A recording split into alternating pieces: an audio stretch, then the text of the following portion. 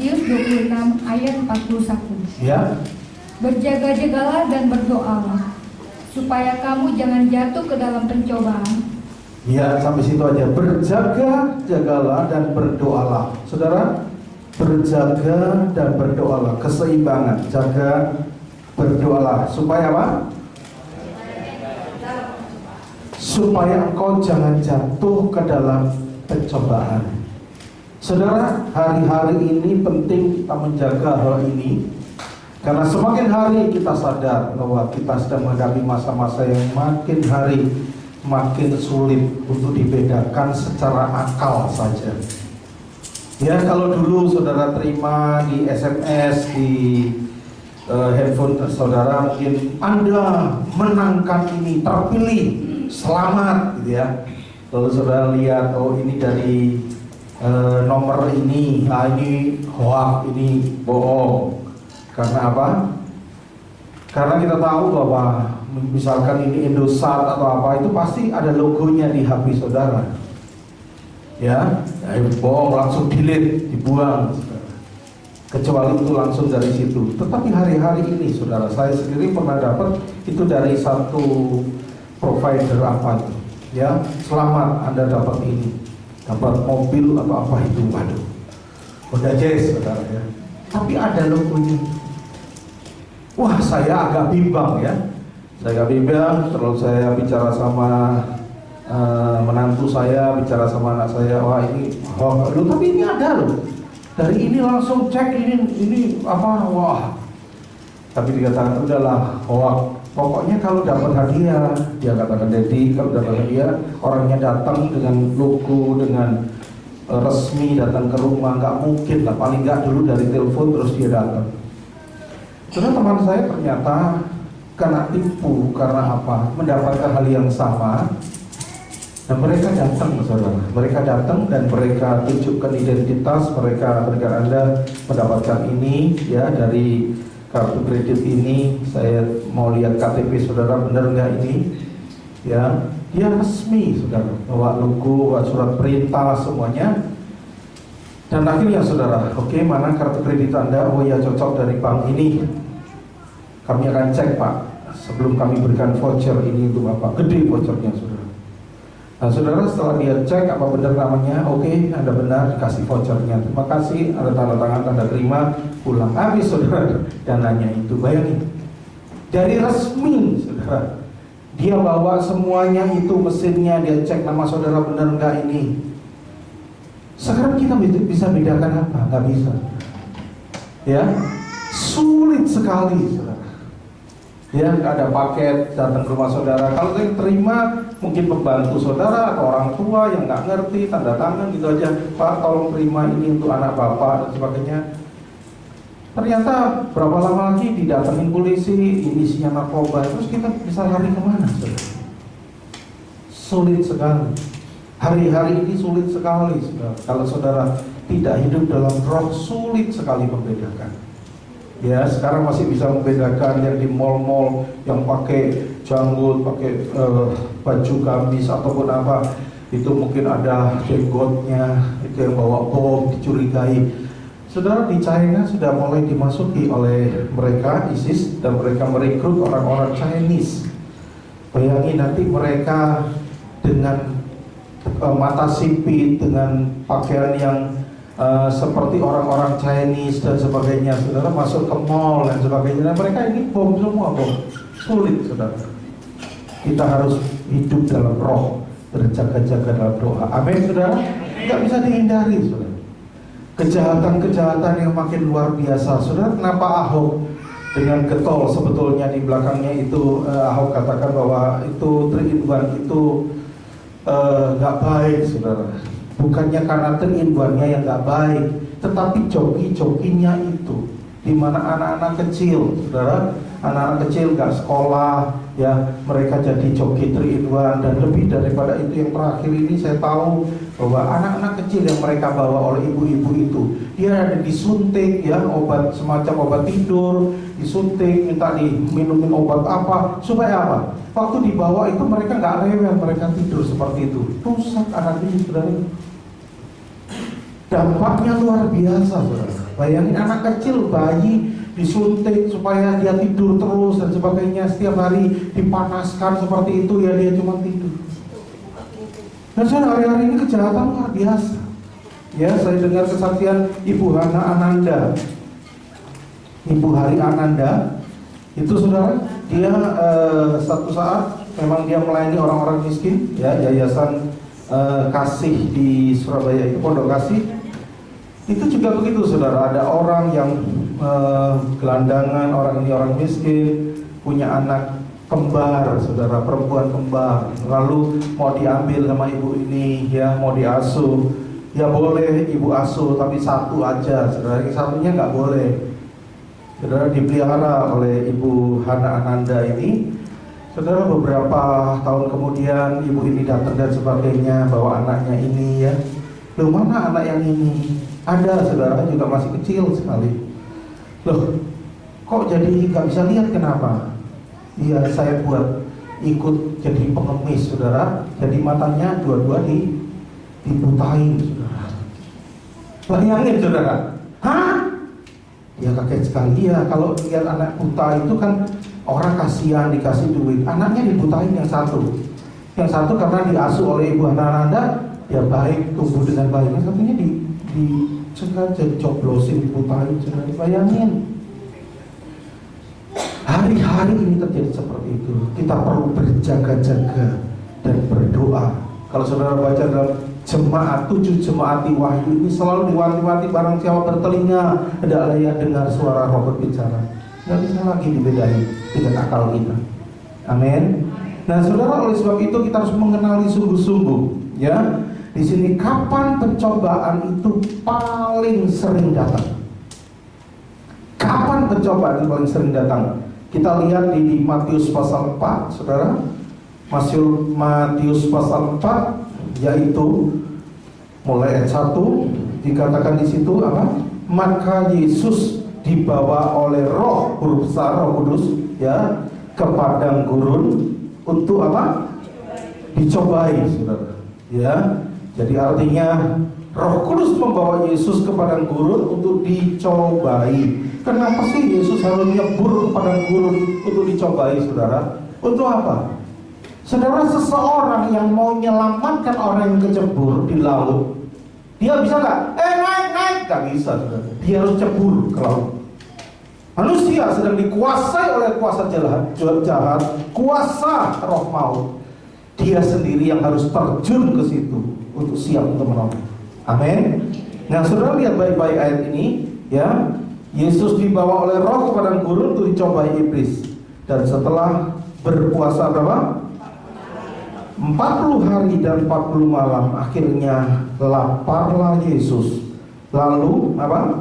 Datanglah si pencoba itu dan berkata kepadanya, sama-sama, jika engkau anak Allah, hati-hati saudara. Seringkali pencobaan itu selalu katakan, jika engkau anak Allah. Artinya apa? Hari-hari ini saudara harus waspadai apa? Saudara akan dicobai, diragu-ragukan bahwa engkau punya bapak. Engkau akan diragu-ragukan engkau punya bapak di sorga. Karena seorang anak itu punya hak untuk dipelihara, untuk dibela oleh bapaknya, dicukupi oleh bapaknya. Amin. Ketika engkau ragu-ragu, saya punya bapak enggak? Disitulah kau akan jatuh. Saudara, anak-anak kecil ketika diganggu temannya dan sebagainya, biasanya anaknya ngomong gini, tak bilangin papa kamu, tak berasa kamu. Papanya kecil kayak unyil gitu, saudara, ya. Tapi dia bangga sekali, tak bilangin papaku kamu. Nah, seringkali anak kecil punya konsep begini, saudara, ya. Kalau mainannya rusak dan sebagainya, papa betulin mainanku, betul, ya. Papanya ngerti nggak? Enggak, saudara. Elektronik sama sekali nggak ngerti. Papa pasti bisa, saudara. Biasanya sama papanya apa? Oh ya, papa pasti bisa. Sebentar ya, papa mau betulin dulu. Papanya lihat, gimana? Gue pusing, nggak bisa ya mainan kapal terbang dia, pesawat itu gimana? Ada lampunya yang lain. Bisa pak, bisa, tenang aja. Papanya keluar dulu naik motor, beli di mall, saudara. Nah, papa bisa, dibeliin ke papanya. Anaknya bilang, papa hebat, papa hebat. Dan konsep anak kecil itu seperti itu. Nah, di sini saudara kita lihat, iblis berusaha meragu-ragukan engkau punya bapak. Adik-adik, pertanyaan selalu, jika engkau anak Allah. Terus apa dikatakan di situ? Jika engkau anak Allah apa? Perintahkanlah supaya batu-batu ini menjadi roti. Tetapi Yesus menjawab, ada tertulis, manusia bukan hidup dari roti saja, tetapi dari setiap firman yang keluar dari mulut Allah. Kemudian iblis membawanya ke kota suci dan menempatkan dia di bubungan bait Allah. Saudara, bubungan bait Allah itu saya baca ada dua kemungkinan. Yang satu di sudut dinding daripada bait Allah itu yang menjorok ke satu tempat, dia bisa lihat berapa mile dia ke depan, jadi pemandangannya luas. Tetapi saya juga pernah dengar ya, hubungan bait Allah itu kalau orang Jawa bilang buwungan, di buwungan ya, di rumah yang paling tinggi gitu ya, di buwungan ya, di ujung. Jadi pemandangannya juga bisa luas saudara ya, bisa lihat mana-mana begitu ya. Nah, Yesus dibawa ke sana. Coba saudara lihat baik-baik di sini. Yuk, apa? Lalu ayat 6, lalu berkata kepadanya, selalu dikatakan jika engkau anak Allah, apa? Jatuhkanlah dirimu ke bawah, sebab ada tertulis apa? Mengenai engkau, ia akan memerintahkan malaikat-malaikatnya dan mereka akan menatang engkau di atas tangan supaya kakimu jangan teratup kepada. Benar nggak apa yang dikatakan iblis ini? Ada nggak firmannya? Ada, saudaraku. Ada. Iblis jago nggak sama firman? Dia tahu firman nggak? Dia hafal Alkitab, saudara. Tapi Tuhan ngomong, nggak cukup kamu tahu Alkitab, tapi mentaati Alkitab itu yang terpenting. Amin, saudara. Nah, saudara, jangan sampai saudara ditipu oleh teman saudara atau orang lain atau pengajaran-pengajaran di gereja dimanapun juga, ingin didukung oleh ayat Alkitab, tetapi saudara nggak mengerti keseluruhannya. Saudara tidak mengerti keseluruhannya, saudara. Nah, saya kaget 3 hari yang lalu, baru 3 hari yang lalu saya ditelepon sama teman saya, seorang hamba Tuhan. Dia telepon saya, wah Pak Yohanes, saya nggak nyangka ya, ternyata pendeta ini, saya coba dengar firmannya, saya datang ke situ, pendeta ini besar, saudara. Pendeta ini punya gereja besar di Jakarta, ya. Di mana-mana, saya nggak harus sebut namanya. Wah, hebat. Wah, korbannya bagus Pak. Apa, saya tanya? Korbannya tentang itu loh.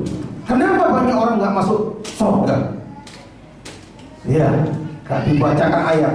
Kalau kamu hidup keagamaanmu tidak lebih dari orang Farisi ahli Taurat, kamu nggak bisa masuk kerajaan Allah. Lalu dia bahas, saudara, apa yang dilakukan Farisi ahli Taurat? Mereka berpuasa, ya, mereka memberikan persepuluhan, mereka lakukan ini dan sebagainya. Nah, saudara, kalau tidak berpuasa, engkau tidak berikan persepuluhan, engkau tidak ini dan sebagainya, engkau nggak bisa masuk surga. Wah, ini Taurat lagi, saudara. Hamba Tuhan besar, saudara, balas sidang. Waduh, saya cuma dengar aja. Teman saya juga menggebu-gebu, wah hebat, ini luar biasa. Ini pengajaran makanan keras dan sebagainya. Wah, ini ajaran Taurat ini. Kalau kamu nggak berpuasa seperti orang Farisi, nggak lebih daripada itu. Orang Farisi puasanya seminggu berapa kali, 3 kali, kamu harus lebih. Kalau enggak, kamu nggak masuk surga. Wah, kacau. Nah, hal kayak gini yang terjadi hari-hari terakhir ini, saudara. Jangan lihat siapa hamba Tuhan, tapi lihatlah apa yang diajarkan, cocokkan untuk firman Tuhan. Amin. Iblis juga jago, saudaraku. Tapi Tuhan tidak mau kita jago firman Tuhan, nggak mau kita hebat secara pengetahuan, tapi kita nggak mentaati. Lebih baik kita orang-orang yang sederhana. Nah, saudara lihat di sini sampai ayat berapa tadi? 6 ya. Jadi sekarang 7 ya.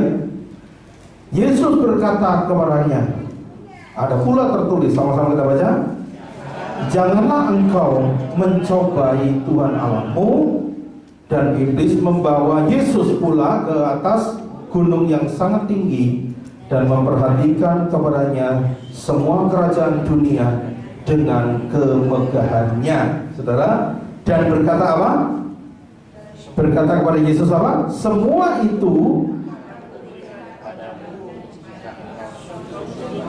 nah, semua itu akan kuberikan kepadamu jika engkau sujud menyembah aku. Perhatikan, ya, berbicara apa?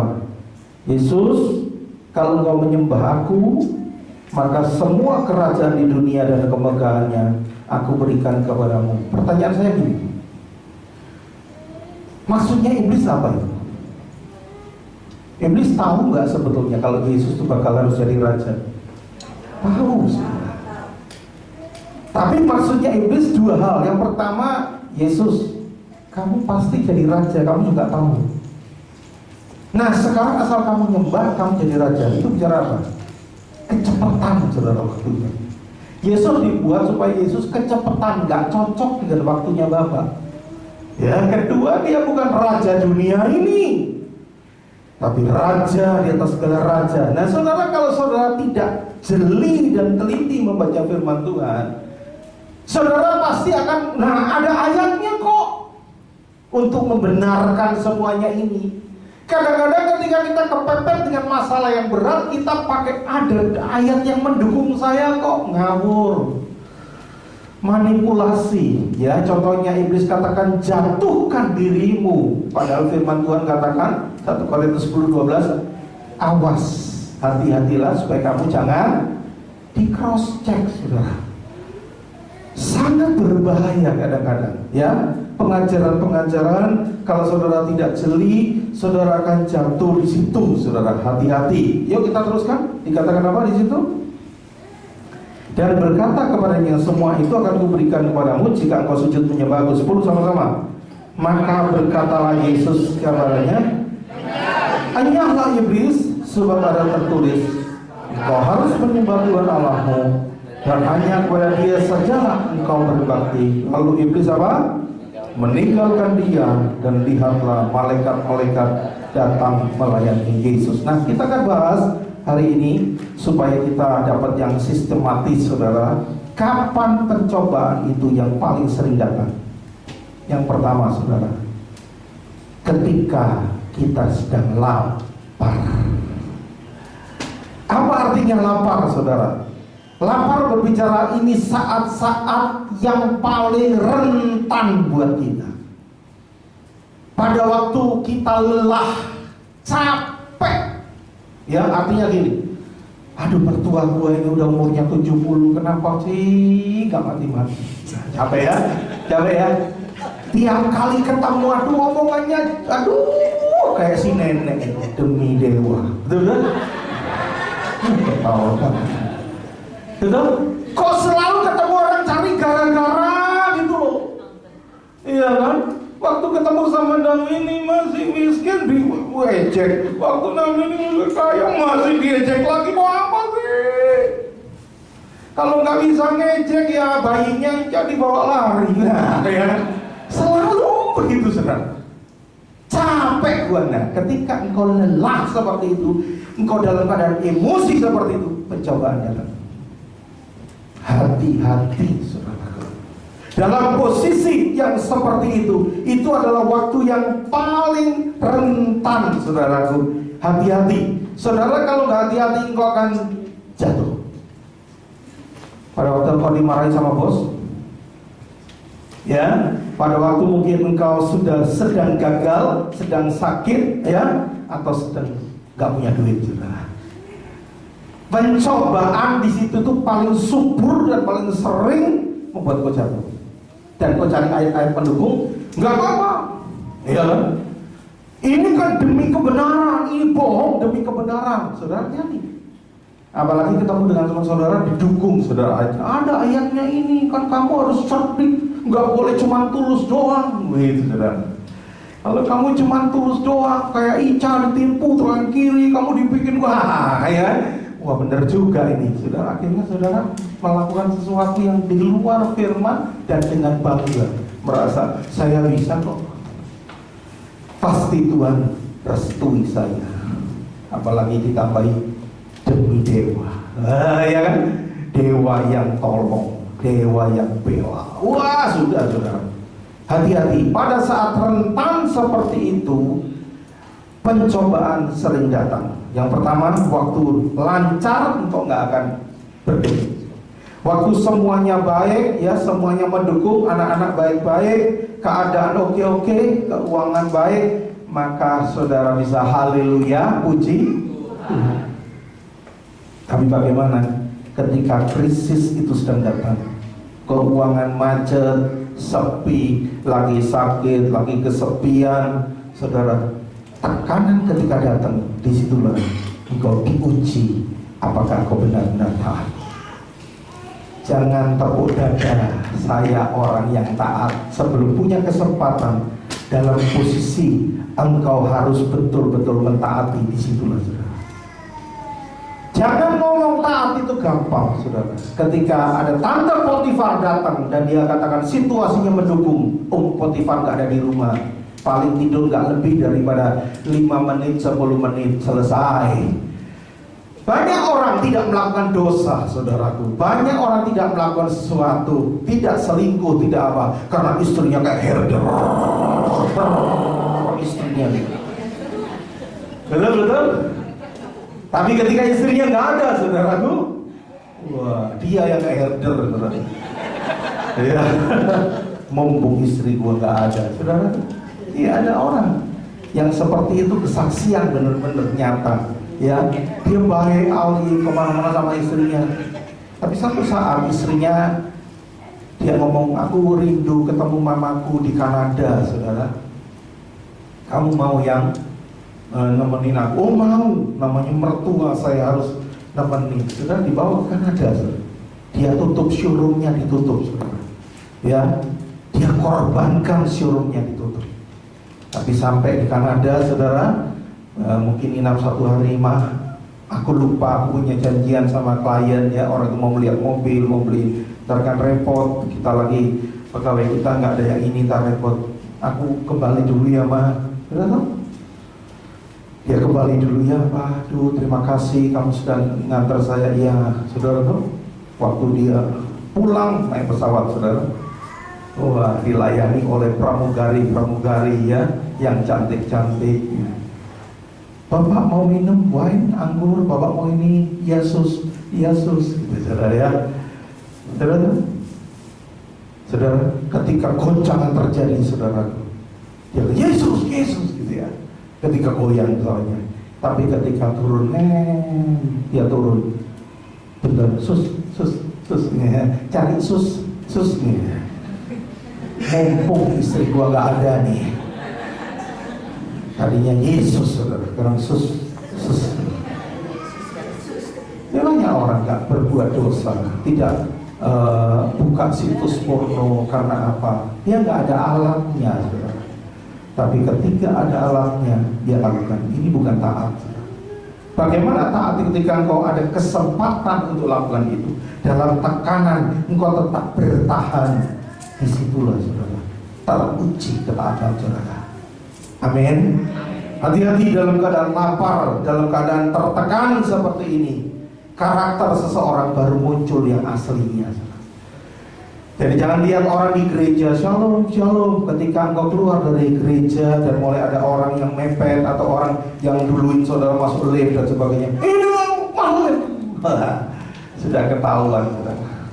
Saudara, saya pernah mengembalakan di Sentral Park sana, Pak Yono, waktu itu ada juga ya. Saudara tahu, setelah pendalaman Alkitab, saudara, waktu keluar di situ, di dalam lift ada yang berantem, saudara, pukul-pukulan orang yang itu. Satpamnya ya sebetulnya bingung, saudara ya. Ini dari gereja, kok pukul-pukulan, tampar-tamparan? Ternyata rebutan pacar, saudara. Pak Yono masih ingat ya. Wah, dikira kalau di gereja ini diajar kungfu kali gitu ya. Repot, saudara. Banyak orang cuma senang dengar firman, tapi waktu dalam keadaan kepepet seperti itu, lupa nih. Dalam keadaan lapar seperti itu, orang lari. Saudara tahu, Yunus ketika ditugaskan ke tempat yang dia nggak cocok dan nggak suka, dia lari. Ya. Saudara, contohnya murid Yesus mundur waktu mereka ditegur firman dengan keras. Maka mulai hari itu dia nggak mau ikuti Yesus. Mereka mundur teratur, namanya muntaber, mundur tanpa berita. Selalu orang itu ketika ditegur sesuatu, tekanan seperti itu lari. Orang muda yang kaya kecewa tinggalkan Yesus ketika Yesus ngomong apa? Jual, bagikan semua buat orang miskin. Dia katakan apa? Nehi, ya. Sorry Tuhan, saya nggak cocok ikut kamu. Saudara hati-hati, kalau saudara beribadah di gereja yang nyaman, puji-pujiannya hebat, semuanya hebat, khotbahnya tentang berkat, khotbahnya tentang yang enak-enak, saudara nggak bisa lagi ke gereja pengajaran yang keras, nggak bisa lagi. Betul saudara, sudah nggak bisa, enak di sana sudah. Yakin, hati-hati saudara. Gereja kadang-kadang membuat kita terlena dan akhirnya nggak bisa lagi terima pengajaran-pengajaran yang sifatnya doktrin, yang sifatnya alah nggak enak, yang enak yang kayak gitu loh di sono aja, di mall tempatnya lagi enak. Saudara, semuanya nyaman, pujiannya nyaman, semuanya enak, sudah nggak bisa lagi. Nah orang kayak gitu udah sulit. Ayo ikut PA, yuk pendalaman kitab, udah sulit lagi, udah sulit. Salah satu gereja ya kadang-kadang yang membuat orang seperti itu. Nah saudara kasih dalam Yesus, seringkali Demas juga begitu. Dia tinggalkan pelayanan karena terpesona dengan dunia. Maka dari itu nasihat Paulus di dalam Roma 8 ayat 35, kita baca Roma 8 ayat 35. Tolong dibaca, siapa yang baca? Ya silakan. Roma 8 ayat 35. Siapakah yang akan memisahkan kita dari kasih Kristus? Penindasan atau kesesakan, atau penganiayaan, atau kelaparan, atau telanjangan, atau bahaya, atau pedang. Itulah saudara. Jadi kalau saudara punya pedoman ini, siapa yang bisa memisahkan kita? Mau pedang, mau apapun juga dan sebagainya. Ini dulu komitmen kita. Ya, tawaran apapun. Tolong baca sekali lagi Filipi 4, 12, 13. Filipi 4, 12, 13. Ini loh pedoman buat saudara ketika saudara sedang lapar, sedang dalam keadaan tekanan di sini. Filipi 4, 12, 13. Filipi 4 ayat 12 sampai 13. Aku tahu apa itu kekurangan dan aku tahu apa itu kelimpahan. Dalam segala hal dan dalam segala perkara hendak ada sesuatu yang merupakan rahasia bagiku, baik dalam hal kenyang maupun dalam hal kelaparan, baik dalam hal kelimpahan maupun dalam hal kekurangan. Segala perkara dapat kutanggung di dalam Dia yang memberi kekuatan kepadaku. Amin. Saudara, kalau saudara punya pedoman ayat ini dalam hidup saudara, dalam keadaan apapun juga, Tuhan sanggup mencukupkan kita. Engkau akan tetap kuat.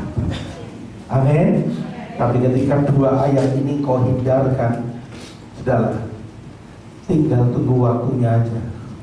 Kapan kau akan jatuh?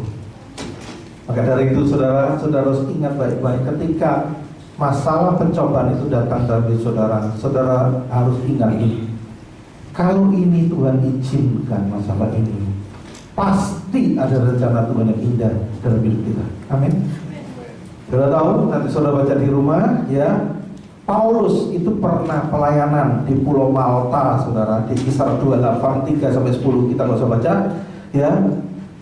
Pelayanan loh saudara, dalam rangka pelayanan, tahu-tahu dia ya waktu ada itu api dan sebagainya di kayu itu, tahu-tahu ada ular dipagut saudara. Ya ampun.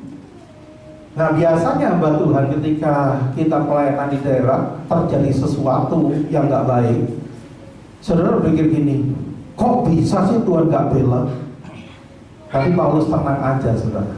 Walaupun orang-orang di situ mengira dia pembunuh, orang jahat, dia tahu kalau itu Tuhan izinkan saudara, apalagi dalam pelayanan. Itu pasti ada rencana Tuhan yang indah dan mendatangkan kebaikan. Amin. Ternyata benar saudara. Ternyata Paulus disedikit ular itu ditunggu, kok nggak mati-mati, kok tambah sehat, kok banyak tambah menggebu-gebu, langsung dianggap dewa saudara. Nah ini loh cara Tuhan mempromosi itu. Saudara bertahan enggak ketika menghadapi tantangan itu? Engkau tetap bertahan atau ngamuk saudara? Engkau balas itu. Nah saudara ingat baik-baik. Contoh dari Paulus ini membuat kita, iya ya, ternyata Paulus disambut setelah itu ya, dijamu oleh gubernur, disediakan segala keperluannya. Kan dia bertahan saudara. Dia tahu nggak pernah curiga sama Tuhan yang jelek. Gak pernah. Kalau toh pelayanan seperti ini, itu harus terjadi. Aku mau jalan terus. Yang penting uji hati kita, tulus atau tidak. Amin, saudara. Jadi pelajaran pertama tadi apa? Kapan pencobaan itu paling sering datang? Pukul apa, saudara? Dalam tekanan. Ya, apakah kau berontak waktu itu? Tuhan ingin tahu. Makanya Tuhan bawa bangsa Israel apa? Kepada gurun. Tuhan lihat sudah di padang gurun, apakah dia betul-betul taat atau enggak. Tuhan pengen lihat itu saudara. Sekarang yang kedua saudara, kapan pencobaan itu paling sering datang? Waktu di hubungan bait Allah. Saudara, hubungan bait Allah berbicara sesuatu yang apa? Di puncak, kita sedang di puncak di situ. Sedang bisa lihat segala sesuatunya dalam keadaan yang kita kuat-kuatnya kadang-kadang. Makanya firman Tuhan juga katakan bukan dalam keadaan kita lemah. Kadang-kadang kita keadaan kuat, suruh melawan iblis. Lawanlah iblis daripada. Sebab apa saudara? Ketika engkau sedang kuat di situ saudaraku, engkau cenderung apa? Sombong. Cenderung punya kesombongan saudara, ya kan? Baik dalam kesombongan rohani maupun kesombongan jasmani. Hati-hati, ya. Hubungan bait Allah dan nantinya yang ketiga, ketika ada di bawah iblis ke atas gunung, ini bicara apa? Kenyamanan di gunung itu pasti apa? Anginnya enak saudara. Makan lagi enak nggak di situ? Iya. Kalau saya ke tempat rumah istri saya di Selekta, Batu, Selekta naik lagi Jumbo sana jauh. Aduh, ikan apa aja ya mas, makan pakai ceplok, pakai apa, pokoknya pakai sayur, ada sambelnya. Waduh, rasanya enak banget saudara. Di situ enak, rasanya pengen nggak pulang saudara. Dan nginep lagi dan semalam serba enak. Nah ini loh saudara. Dua hal ini di hubungan bait Allah ini bicara apa? Kesombongan tentang hal-hal yang sifatnya rohani, hal-hal yang sifatnya seperti itu. Dan kedua, di zona nyaman di atas gunung, ya, mulai ada kemudahan bagi kita. Saudara, orang yang terkenal, orang yang sudah ada di atas, biasanya itu saudara, dia cuman gini. Aduh, kita butuh tim besuk ini ya, kita perlu ada mobil dan sebagainya. Jemaat dengar langsung datang 12 high-is diesel, saudara. Semua nyumbang, saudara ya. Karena dia ngomong apapun itu didengarkan. Hati-hati, pengkultusan daripada pemimpin rohani kadang-kadang menjerumuskan jemaat, saudara. Hati-hati pengkultusan ini. Dan biasanya pemimpin yang gak sadar ini makin disanjung, dia makin merasa hebat dan sebagainya. Akhirnya jatuh dalam kesombongan rohani, akhirnya dia jatuh dalam puncak, saudara. Di puncak dia jatuh. Contohnya siapa? Salomo.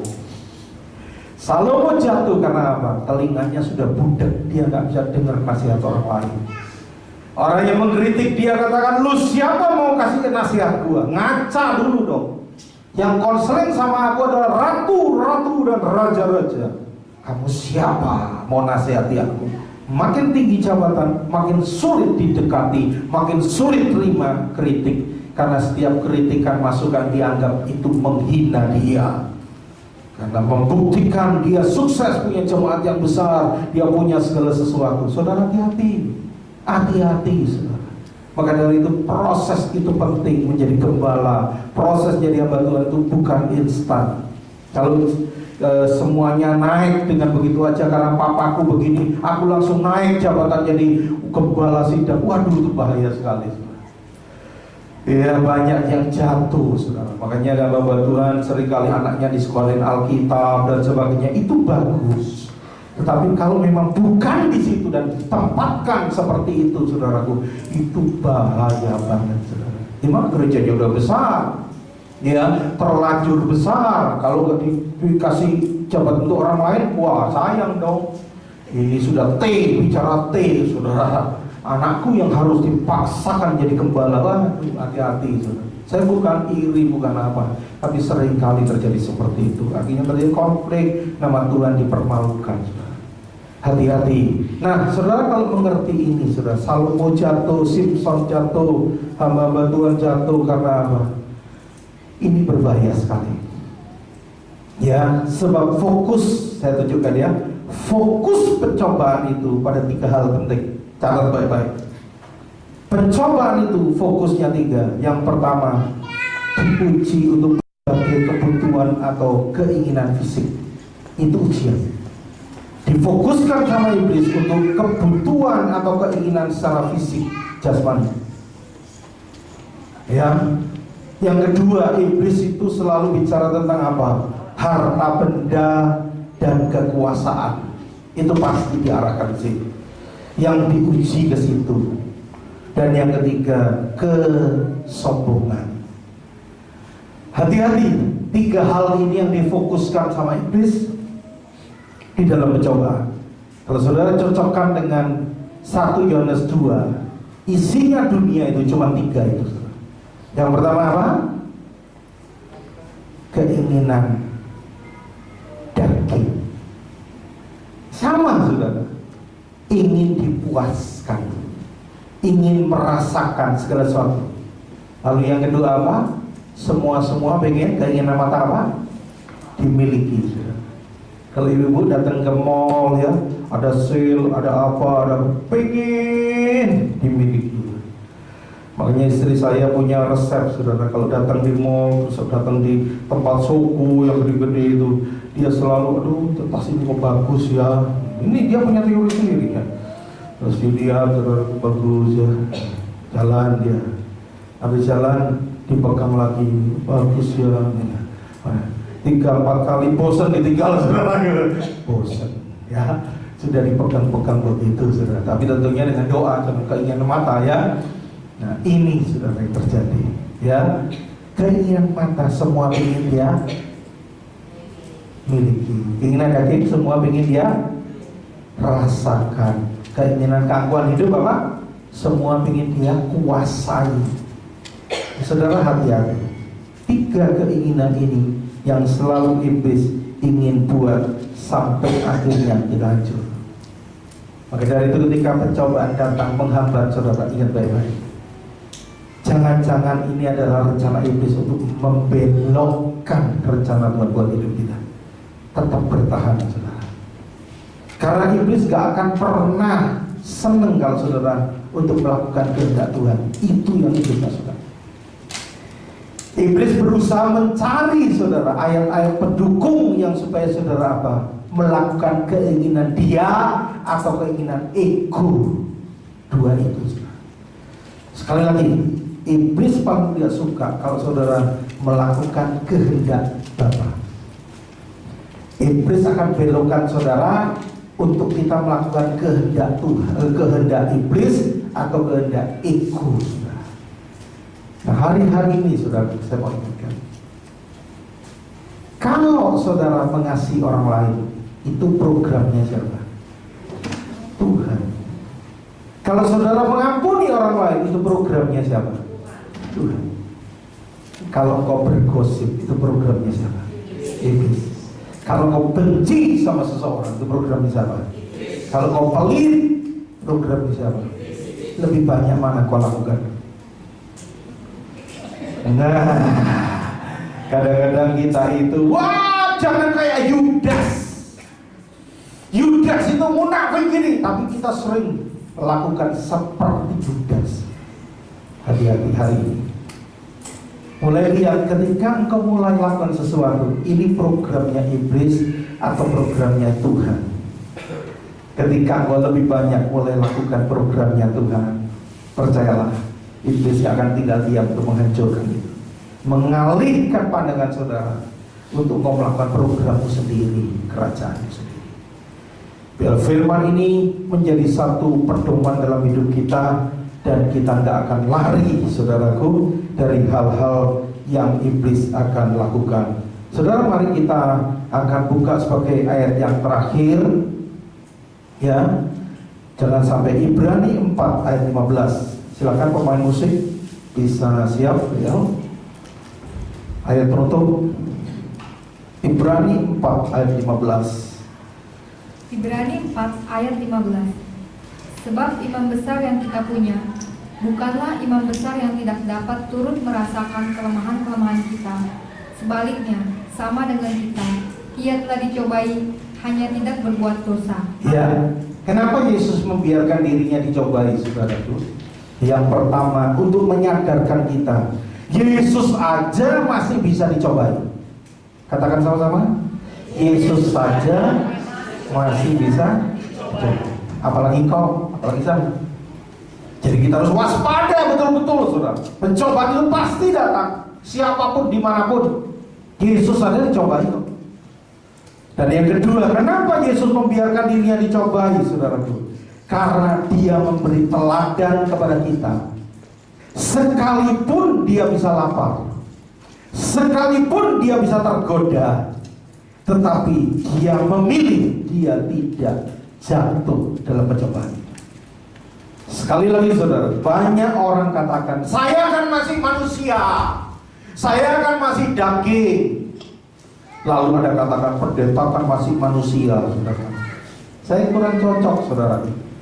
Kalau kita katakan seperti dia, namanya pendeta masih manusia, orang itu memaklumkan dirinya, mencari alasan membenarkan dirinya. Saya mau katakan, saudara, kalau kita hamba Tuhan, gak bisa dilihat orang, gak bisa jadi contoh, gak bisa jadi teladan. Orang dunia mau datang sama siapa? Gak ada. Jadi kalau pendeta katakan, saya masih manusia, wajar dong saya marah-marah seperti itu. Malaikat aja bisa jatuh. Wah, itu Yesus tuh jadi manusia, saudara. Jadi jangan pernah kita katakan memaklumkan diri, saya masih manusia Pak, maklumlah saya jatuh terus, saya masih manusia, saya pendeta, saya bisa selingkuh, aduh saudara, engkau pasti selingkuh. Jangan pernah memaklumkan diri seperti itu, saudara. Yesus pun bisa tergoda, tapi dia memilih, dia tidak jatuh dalam godaan itu. Amin. Kita berikan kemuliaan buat Tuhan.